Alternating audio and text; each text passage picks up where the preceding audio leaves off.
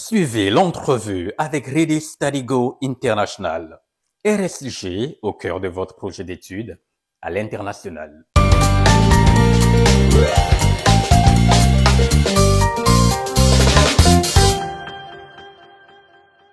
Bonsoir chers téléspectateurs, merci de suivre Investimédia, la chaîne des investisseurs.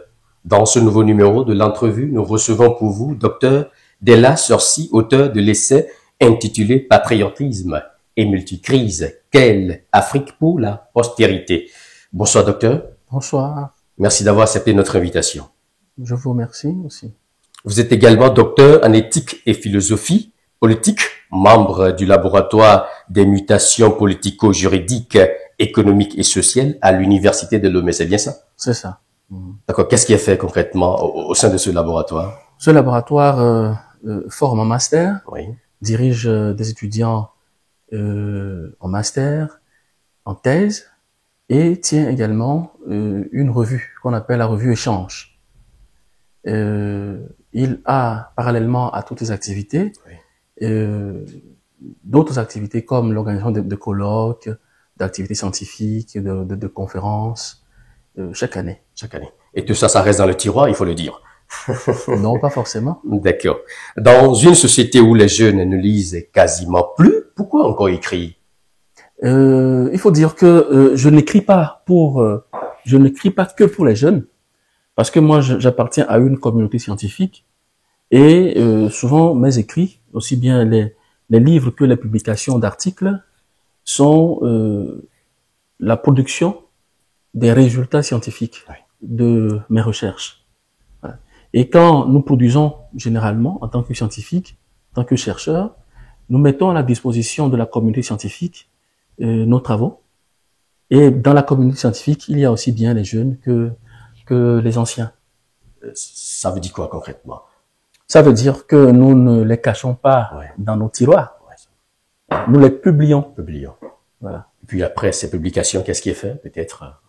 Non, et quand on publie un ouvrage dans une maison d'édition, et on procède à une promotion de cet ouvrage-là, et ceux qui sont intéressés en achètent et l'exploitent. D'accord. Le titre de cet essai, Patriotisme et multicrise, quelle Afrique pour la postérité? Qu'est-ce qu'on peut comprendre à travers ce titre? Il faut dire que je suis parti du constat selon lequel en Afrique, il y a plusieurs crises. Certes, nous partageons, c'est-à-dire tous les continents vivent ces crises-là, mais en Afrique, ces crises sont plus récurrentes. Elles font beaucoup plus de victimes.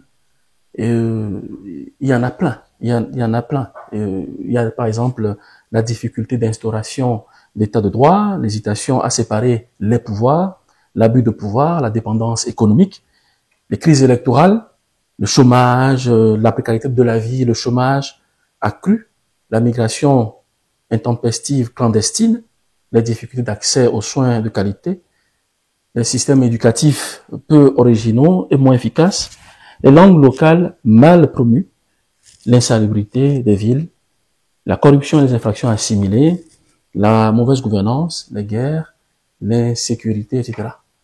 Mais pour ne pas travailler sur toutes ces crises, j'ai choisi 3 grandes crises. La mauvaise gouvernance, l'insécurité et la pauvreté. Et donc, face à ces crises-là, je m'interroge sur le patriotisme. Quand on prend chaque pays africain, je m'interroge sur le patriotisme de chaque citoyen. Qu'est-ce qui nous amène à ces crises-là? Et quelle est notre part de responsabilité? Et quand j'ai analysé ces crises, quand j'ai analysé le degré de patriotisme et de citoyenneté des Africains, je me suis rendu compte que le problème essentiel, sinon pas le seul, dont nous souffrons, c'est cette crise de patriotisme. Et donc, partant de cette thèse-là, selon laquelle si l'Afrique est ainsi aujourd'hui, si l'Afrique vit ces crises-là, c'est parce que son peuple souffre de ce patriotisme-là. Et donc, j'ai essayé de voir dans quelle mesure nous pouvons permettre la promotion, la vulgarisation de l'enseignement patriotique, d'où l'éthique du patriote. Voilà. Et donc, c'est un ouvrage qui met en exergue une éthique qui va aider les citoyens à être plus patriotes. Alors, chercheur Della, ce qui veut dire que vous faites des recommandations dans ce livre? Effectivement. Les recommandations y sont. D'accord. En lisant le livre, tout de suite, on a l'impression que le chercheur Della Sorci s'est reconverti en homme politique. Vous le confirmez? Non, je ne me suis pas reconverti. Je suis dans mon domaine. Je suis philosophe et éthicien, philosophe politique. Et notre travail consiste déjà à analyser toutes ces questions, toutes ces crises, ces problèmes que je viens de souligner. Et donc, la politique, au fait, c'est la gestion de la cité, hein. C'est la gestion de la cité. Et donc, quand vous parcourez les théories relatives à la politique, à la gestion de la cité, les philosophes ont fait beaucoup. Et donc, je suis toujours dans mon domaine, je ne me reconvertis pas. Voilà. Ça ne vous tente pas peut-être de la faire, peut-être? Je me dis que à la fin de vos carrières, peut-être? Je me dis que un bon job, hein? Je fais de la politique. Moi, je fais déjà de la politique. En écrivant? Non. Déjà, une fois que vous êtes père de famille, par exemple, vous gérez une cité. La famille, c'est la première cité, hein. Oui. C'est une le premier moyen de socialisation nucléaire. Et donc, une fois que vous administrez une cité, une famille, une grande famille, vous êtes déjà politicien. Maintenant, la politique, comme nous l'entendons aujourd'hui, oui, c'est peut-être cette manière-là de prendre le pouvoir, de gérer le pouvoir, mais ça ne puise pas tout le sens de la politique. Voilà. D'accord. Alors, chercheur Della, nous allons aller à la page 16 de votre livre, paragraphe 3. Si rien n'est fait, si aucune disposition constructive n'est prise, les générations à venir hériteront d'un continent désuet, épuisé, appauvri, insalubre, violent, anarchique, sans repère, sans identité, endetté, assujetti, désuni, affaibli, malade de ces hommes politiques. Oui. C'est fort, hein? Oui. On peut comprendre quoi par là? Cette description n'est pas alarmiste, mais elle nous amène simplement à prendre conscience que l'Afrique va mal. L'Afrique va mal. Et si elle doit sortir de l'ornière, il va falloir que nous bossons dur. C'est ça. Quelle Afrique pour la prospérité? Pourquoi cette interrogation? Face aux multicrises que j'ai décrites tout à l'heure, oui, je m'interroge sur ce continent que nous allons laisser à nos enfants. La postérité, la génération future. Et donc, il est très important que nous fassions un choix entre cette Afrique que je viens de décrire, oui, et une Afrique que j'espère. J'espère une Afrique prospère, une Afrique propre, saine, une Afrique autonome, une Afrique développée. Et donc, à nous de faire le choix. Si nous ne voulons rien faire, nous assisterons à la destruction de ce continent. Voilà. Parce que les crises ne vont pas finir d'elles-mêmes. Il faudrait que les humains agissent et voilà, et résolvent les problèmes. On peut dire par là que le chercheur Della est inquiet pour l'Afrique de demain? Oui, effectivement. Voilà. C'est une réflexion qui interroge la responsabilité de nous les existants, nous qui sommes vivants. Cette responsabilité, elle est triple. Elle est d'abord vis-à-vis de nos aïeux, parce que les pères des indépendances ont lutté pour que ce continent soit libéré du joug colonial. Et cette responsabilité est également vis-à-vis des contemporains. Cette responsabilité, enfin, à l'égard des générations futures. Et ce qui m'inquiète, c'est que si nous continuons dans cet élan-là, nous risquons de laisser une Afrique malade à notre génération future. Alors, docteur Della, je repose également la question. En tant que chercheur, quelle Afrique pour demain? Il faudrait une Afrique autonome, une Afrique développée, une Afrique propre. Il suffit pas de le dire. Une Afrique développée, une Afrique saine, une Afrique propre, une Afrique développée. Il suffit pas de le dire. Qu'est-ce qu'il faut faire concrètement pour que cette Afrique que vous désirez tant puisse voir le jour, peut-être? Bien évidemment, il faut agir. Et qu'est-ce que moi je propose dans mon ouvrage? Tout à fait. Je propose que l'on revienne à l'individu. C'est-à-dire? Et ça veut dire que nous devons prendre en compte chaque individu. Et chaque individu doit être appelé à poser sa pierre dans la construction de ce continent. Et il n'est point nécessaire d'isoler des gens, d'écarter certains et de composer juste avec d'autres. L'Afrique a besoin de tous ses fils. L'actualité internationale est aussi marquée ces dernières années par plusieurs crises, notamment des coups d'État, des guerres, des drames migratoires. Selon vous, quelles sont les causes? Bon, le monde a plusieurs, ou traverse ou vit plusieurs problèmes. Et moi, je m'attelle beaucoup plus sur les questions ou les problèmes que vit l'Afrique, que vivent les pays africains. Oui. Et quand j'ai diagnostiqué ces problèmes-là, Oui.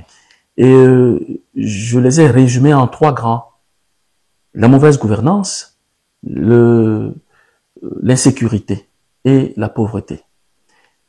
Et quand on analyse ces 3 grands problèmes, ces 3 grandes crises, je me dis que nous en souffrons parce que, pris individuellement, nous ne faisons pas suffisamment preuve d'amour pour nos patries, de service rendu avec dévouement à nos patries. C'est ce qui entraîne ces problèmes que nous rencontrons sur nos territoires. Maintenant, s'agissant des problèmes dans le monde, et vous savez que le monde est dirigé par des puissances qui agissent à des fins mercantilistes, souvent. Et la plupart des problèmes que nous rencontrons sont des problèmes d'intérêt. Voilà. En gros, c'est l'expression de la puissance et le souci de gagner encore plus. C'est ça. Nous sommes dans un monde où la personne qui a le pouvoir nous sommes dans un monde où le plus puissant veut être encore plus puissant. Le faible également veut être puissant. Et donc, il y a des conflits d'intérêts. Et ces conflits d'intérêts-là donnent naissance aux crises que nous vivons ici et là. En tant que philosophe et éthicien, quelle est votre approche du monde actuel en proie de multiples crises? Tant que nous ne prenons pas conscience de la situation, nous ne nous responsabilisons pas, nous ne valorisons pas ce patriotisme qui devrait en principe nous orienter dans nos agirs, rien ne changera. Si nous prenons nos États, par exemple, tant que nous ne pensons pas au bonheur de la patrie, tant que nous ne plaçons pas l'intérêt de la patrie avant nos propres intérêts, nous risquons d'avoir toujours des problèmes. Voilà. Et j'irai même loin jusqu'à dire que le patriotisme dont je parle n'est que la composition ou bien la résultante de la responsabilité, de l'amour et du service. On est responsable vis-à-vis de ses aïeux, de ses contemporains et des générations futures. On aime sa patrie et on le sert avec dévouement.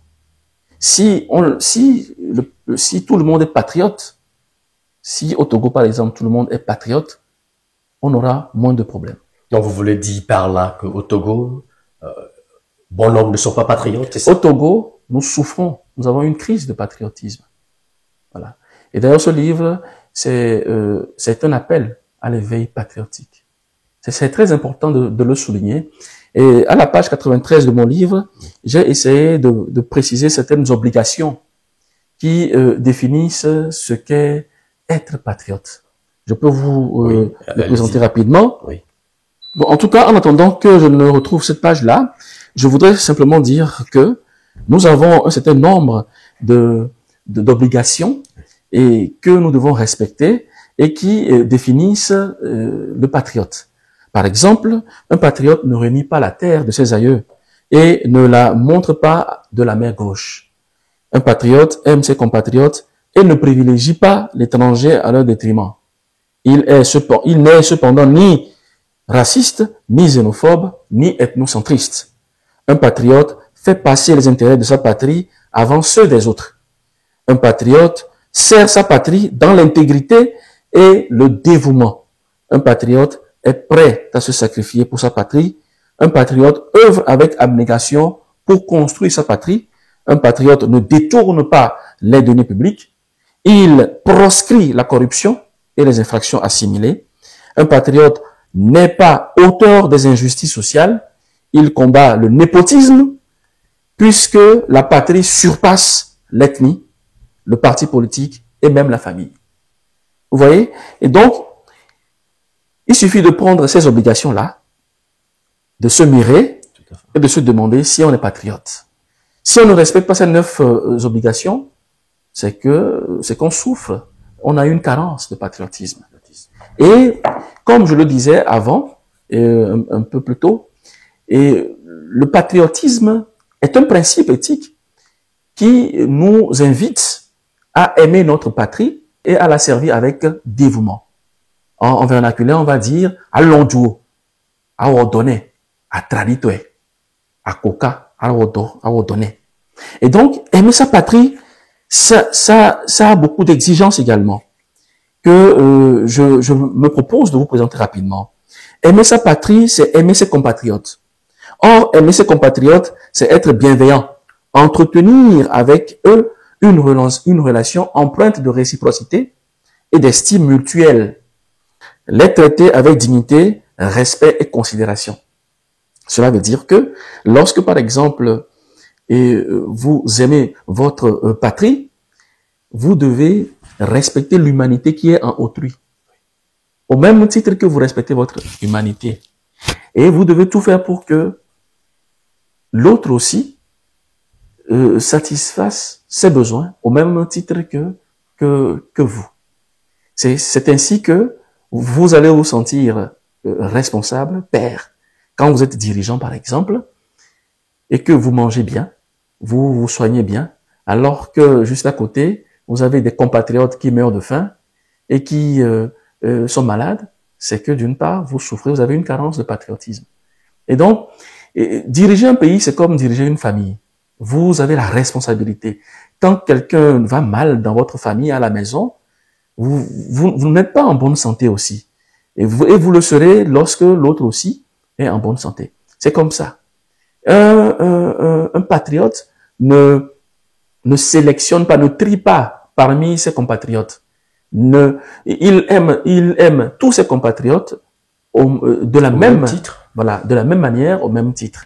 Et je suis même allé un peu plus loin pour dire que aimer sa patrie, c'est faire passer ses intérêts avant ceux des autres.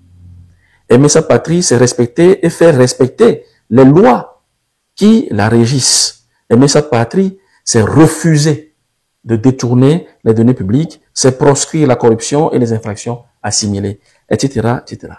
Donc, vous voyez, quand vous appropriez les exigences du patriotisme, vous devenez autre personne.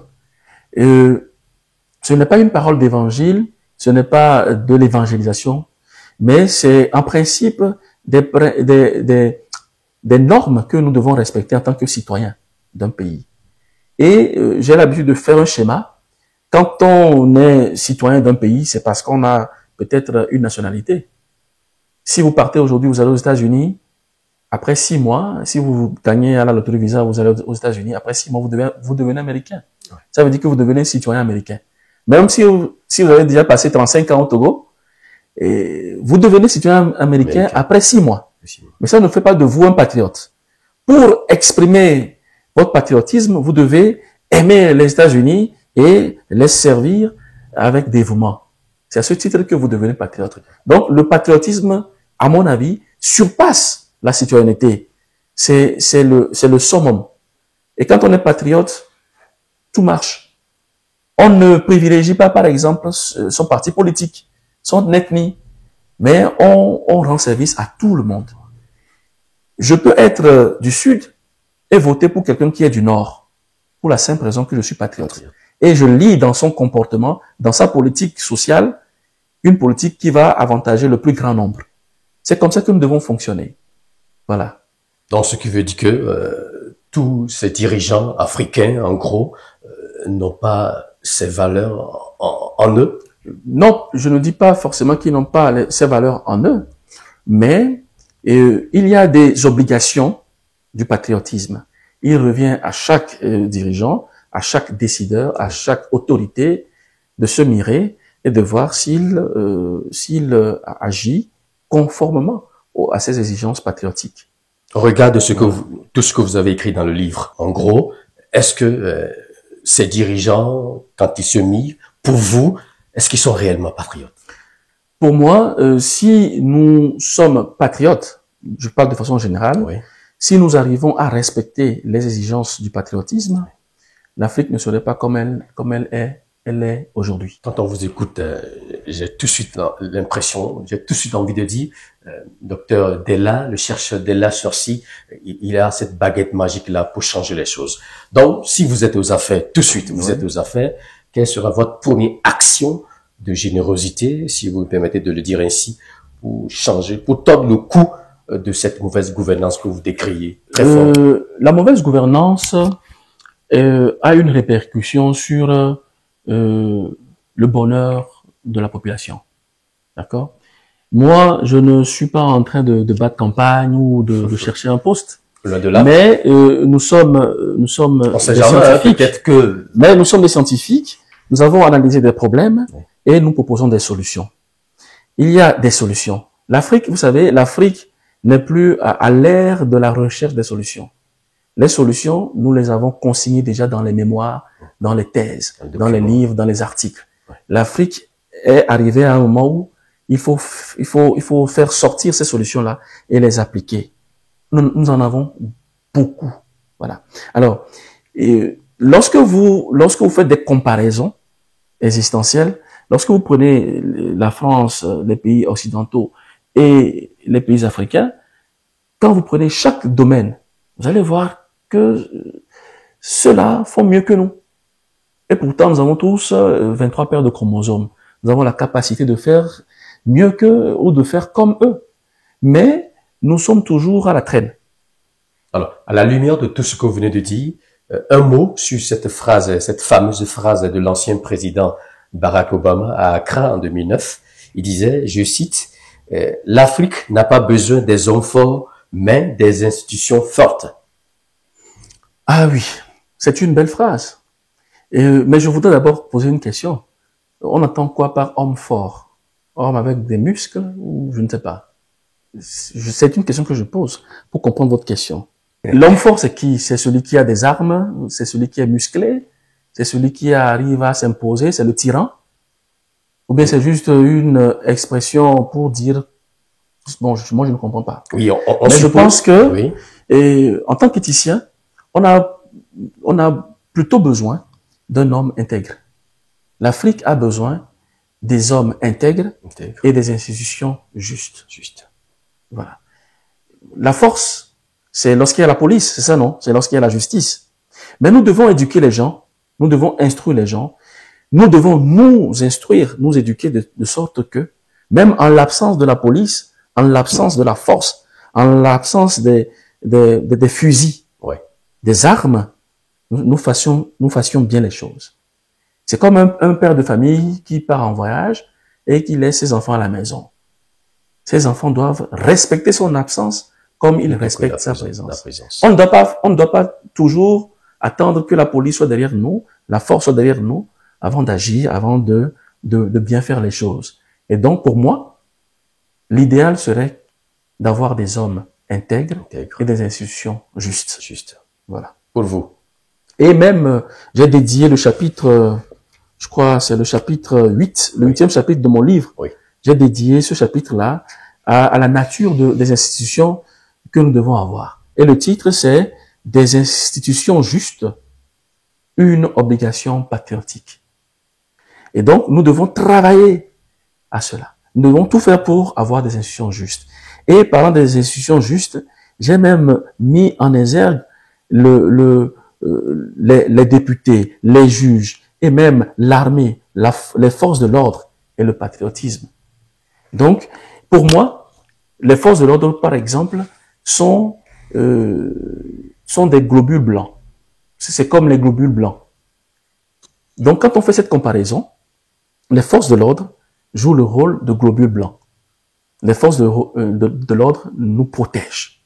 Les forces de l'ordre ne doivent que faire cela. Voilà. Les forces de l'ordre ne sèment pas l'injustice, ne cautionnent pas l'injustice ou ne protègent pas le tyran. Les forces de l'ordre ont aussi un rôle à jouer et ont aussi besoin du patriotisme. Quand vous lisez les sous-titres que j'ai dédiés à ces instances-là, oui, vous allez voir que si nous respectons cela, nous aurons des institutions justes. Voilà. Même si, mais maintenant, si elles sont fortes, c'est tant mieux. Mais la force dont nous parlons, oui, nous devons nous comprendre, ce n'est pas de la tyrannie, ce n'est pas la force des muscles, oui, ce n'est pas cette force-là qui nous permet d'étouffer l'autre. Mais c'est cette force-là qui dissuade celui qui veut mal faire. Par exemple, si vous voulez détourner de l'argent dans votre pays, vous savez que vous irez en prison. La prison représente une force contraignante. Il y a le droit qui est respecté, on lutte contre l'impunité, le droit devient une force contraignante parce que ayant un caractère coercitif. Voilà. Alors, quand on vous écoute, docteur, si vous deviez peut-être dire un mot sur nos institutions africaines, ou peut-être nous sommes à Lomé, voilà, au Togo, oui, donc vous voulez dire par là que nos institutions actuelles, elles ne sont pas peut-être fiables ou bonnes? Il faudrait que nous comprenions que lorsque les institutions sont justes, elles facilitent la tâche aussi bien aux dirigeants qu'aux populations. Lorsque les institutions sont justes, elles combattent l'impunité, elles combattent la corruption. Elles combattent les infractions assimilées à la corruption. Vous savez, quand on prend les chiffres de l'ONG Transparency International, les pays africains occupent les dernières places des pays les plus corrompus. Donc, nous avons un mal, c'est la corruption. Et ça nous fait perdre des milliards. Vous imaginez par exemple, si je dois payer des impôts à l'État, et c'est avec ces impôts qu'on doit construire les hôpitaux et les routes, je corromps quelqu'un et je ne paye plus ces impôts-là. Vous voyez que ce sont des dettes. Ouais. Voilà, ce sont des manques à gagner. Et donc, quand on combat la corruption et les infractions assimilées, on permet à l'État d'avoir beaucoup plus d'argent, de capital, pour pouvoir construire ou bien se construire. Et donc, lorsque vous voyez des indices de corruption, vous voyez des indices d'impunité, vous voyez des indices de sous-développement, des indices de systèmes sanitaires peu efficaces, vous devez conclure et déduire immédiatement qu'il y a du travail à faire. Et là, nous, en tant que chercheurs, en tant qu'éducateurs, en tant que philosophes, écrivains et autres, nous avons la charge d'identifier ces problèmes-là, de proposer des solutions aux décideurs, aux dirigeants. Nous les consignons, nous les publions, et s'ils lisent, ils peuvent tirer les bonnes résolutions et en faire bon usage. C'est comme ça. Dans tous les pays, c'est avec les universitaires, c'est avec les chercheurs, c'est avec ces scientifiques-là qu'on compose et qu'on travaille. Mais ils ne décident pas, hein? Non. Un conseiller ne décide pas. Un conseiller, il met à la disposition du dirigeant des idées. Et il revient au dirigeant avec sa sagesse de choisir. Mais quand il choisit, le conseiller lui dit, voilà les conséquences de votre choix. Si vous choisissez ceci, voilà les conséquences. Si vous choisissez ceci, voilà les conséquences. C'est comme ça que ça fonctionne. Mais moi, je reste persuadé que nous pouvons faire mieux et que nous pouvons améliorer les choses. Si d'autres personnes, d'autres peuples, d'autres pays le font, nous pouvons également le faire. Si d'autres pays ont réussi, ce qui veut dire que nous, États africains aussi, on peut y arriver. Oui. Peut-être ça reste la volonté. Oui, c'est une question de volonté, c'est une question de priorité aussi. Alors, docteur Della Sorci, quand on vous écoute, certainement, dans cet essai, vous proposez des solutions pour nos États africains. Alors, énumérez-les. Oui. Déjà que j'ai diagnostiqué le problème, Oui. et je disais que nos États souffrent ou ont une crise de patriotisme, il va falloir mettre en exergue ce principe-là, ce principe éthique-là. Il faut aider les gens à développer, à avoir le sens du patriotisme. Et c'est à travers l'éducation, d'une part, et l'instruction d'autre part. L'enfant étant le père de l'homme, il faut lui dédier une éducation axée en partie sur le patriotisme, l'amour pour sa patrie, le service à sa patrie.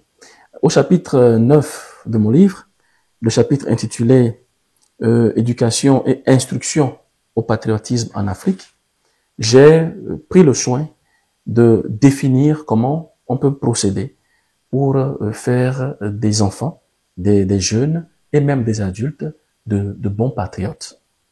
Et une chose est d'éduquer, mais une autre est d'attirer l'attention des uns des autres sur cette volonté à se faire former au patriotisme. Et il faut qu'on accepte, il faut qu'on change de paradigme, il faut qu'on rompe avec ce que j'appelle l'opacité de l'esprit suffisant. C'est-à-dire?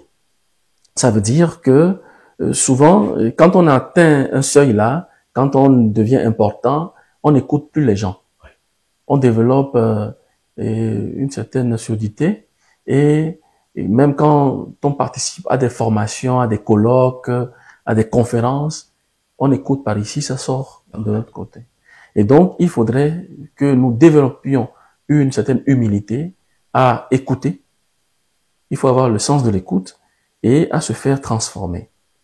Maintenant, pour ceux qui font mal et pour ceux qui ne font pas bien, pour ceux qui n'aiment pas assez leur patrie, pour ceux qui ne servent pas assez leur patrie, il faudrait qu'ils se reconvertissent.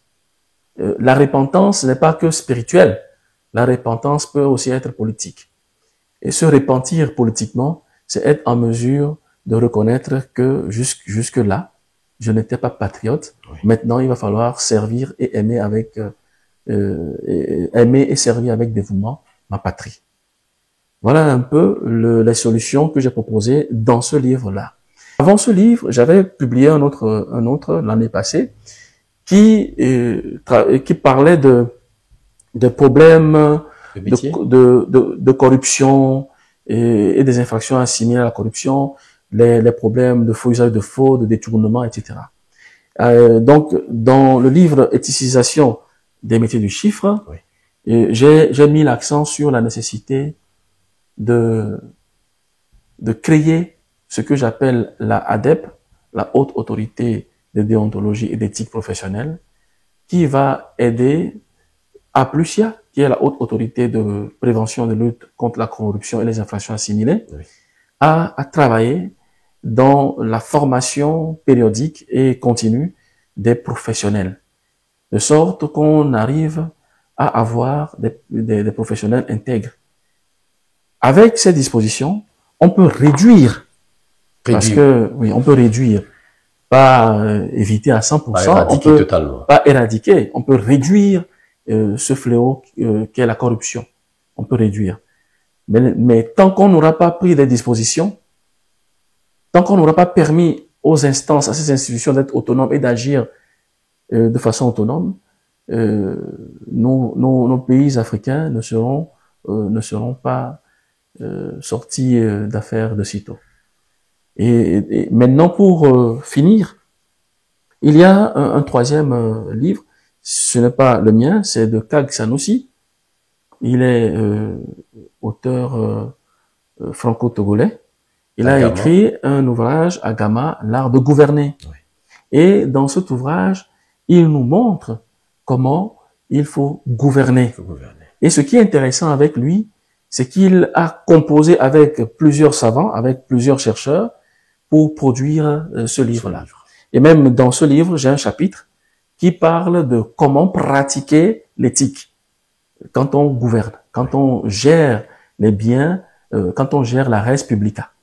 Donc, voilà un peu les dispositions, les approches de solutions qu'on peut proposer aux décideurs. Voilà. En proposant toutes ces solutions, vous êtes persuadé que l'Afrique ira mieux? Oui.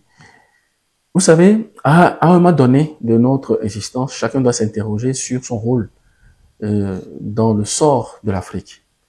C'est pour cela qu'au départ, j'ai misé sur l'individu.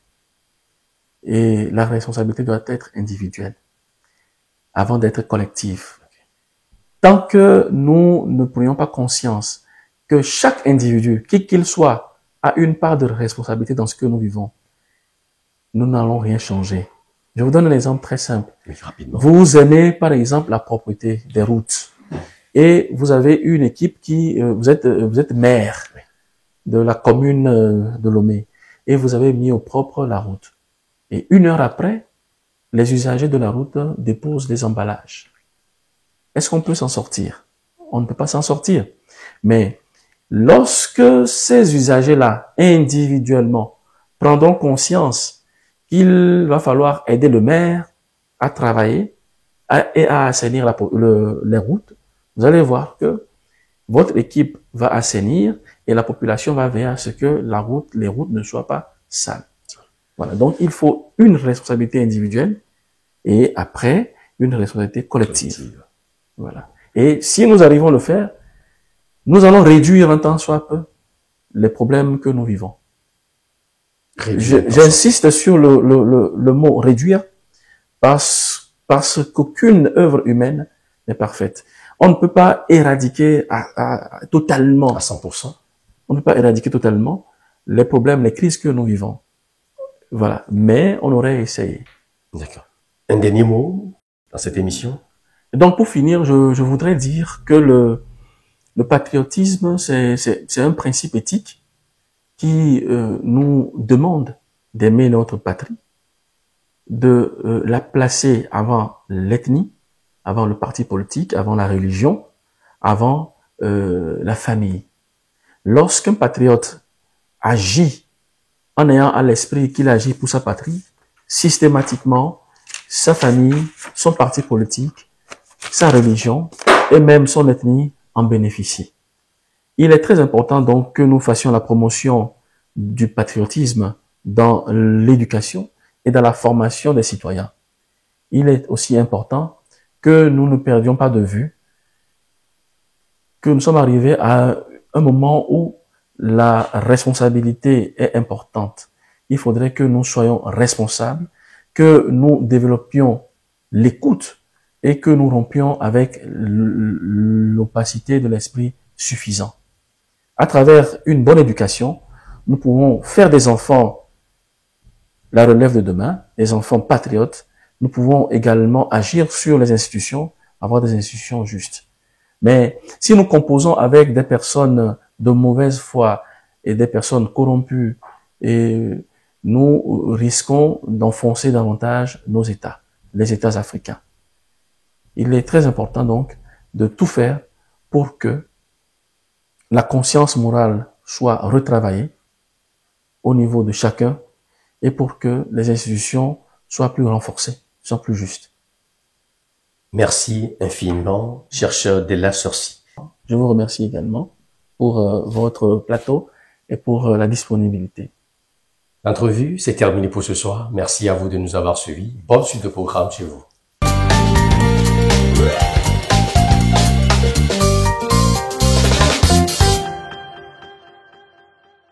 Suivez l'entrevue avec Ready Study Go International.